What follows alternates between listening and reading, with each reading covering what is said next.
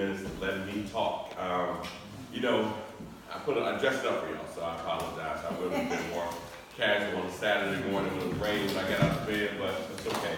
But I think you're an important audience, and when they say keynote, that means you have to take it serious and you know, put a little more time and energy into what you have to say. But I oftentimes don't write speeches because I like to speak from my heart and tell the absolute truth of where I feel and what's coming out of me at that moment. So as I was coming here, I was driving. We live in Old Fort Ward, but I grew up just around the corner. I grew up in Oakland City and Benicia Hills. Went to Mays High School, as the top you mentioned, but I used to play at Allen's Park, and I started thinking about what my life was like when I was, 12, 13, and what my experiences were that informed, making me who I am as a person, but also the exposure that I got, the equity, but more so the justice that I experienced as a child growing up here in Atlanta as an African-American young male. We had football, baseball, we had golf courses, Allen's Park golf course, we had John A. White, we had tennis courts. Many African-American communities, urban communities, don't have all those amenities at their disposal for young people to experience. But also I got to be exposed to a lot of nature. There's a lot of places like this. We had a cemetery in our backyard, and the tributary goes into Utah Creek. And we would go in the backyard and play in the cemetery, climb in the trees, and do everything you can think of as young people learning about nature. It was our living laboratory. So anywhere we saw woods, like in the back here, that's where we would play. And we looked at different types of leaves, we looked in the dirt. I mean, we probably should have been digging back there, but we were doing all kinds of things to learn about our environment and about our community. Fast forward, I ended up doing science projects in high school. And science projects actually saved my life.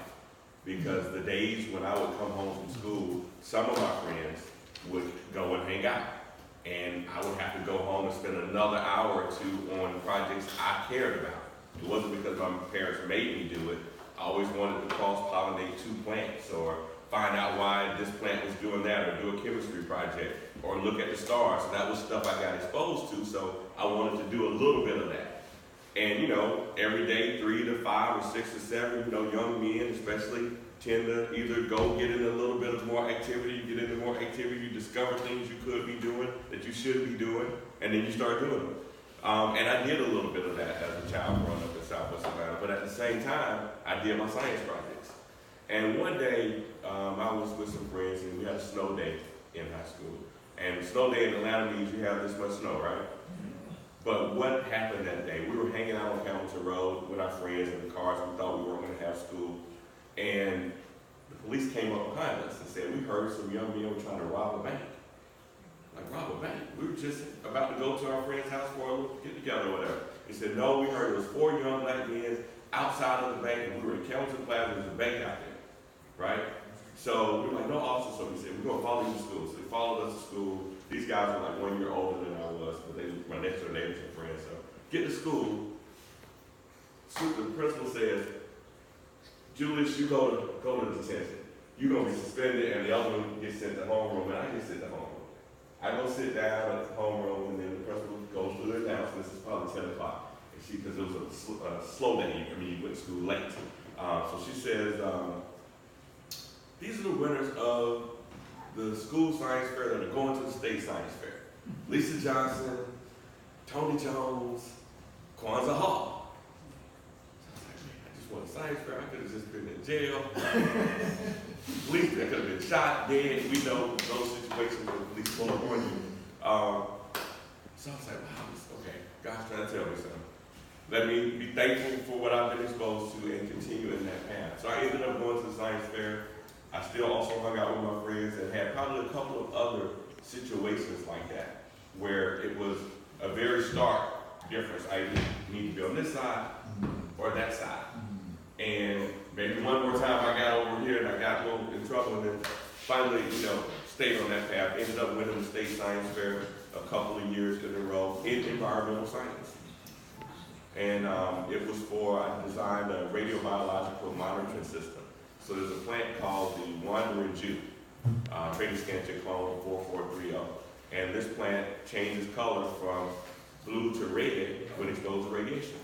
And they've used it in Japan. I did research all over the world looking for researchers who knew about it, but I wanted to transfer the firefly gene into this plant, have it to be repressed, and then when exposed to radiation, it would go in the dark.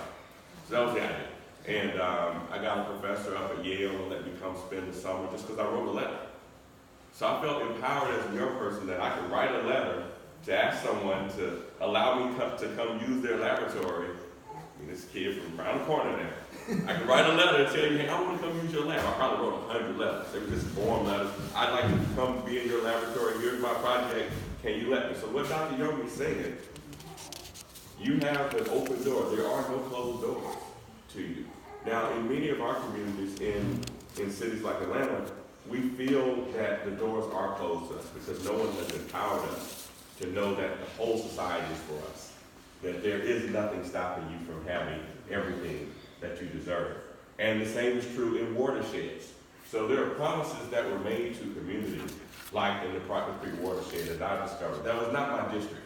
So I didn't know a lot about what was going on Hollowell, what was going on along Boone. I knew about the flooding in Vine City, and I remember many of you coming, and Tony Torrance and others coming down, speaking at city council meetings about what the issues were. But it wasn't my area, so you defer to your colleagues on, okay, we'll let y'all handle what's in your district.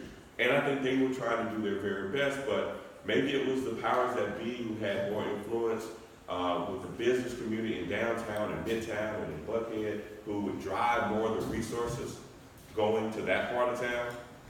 And the focus on affordable housing, the focus on new retail and restaurants and amenities, transportation investment, and even how the water investment would actually be rolled out.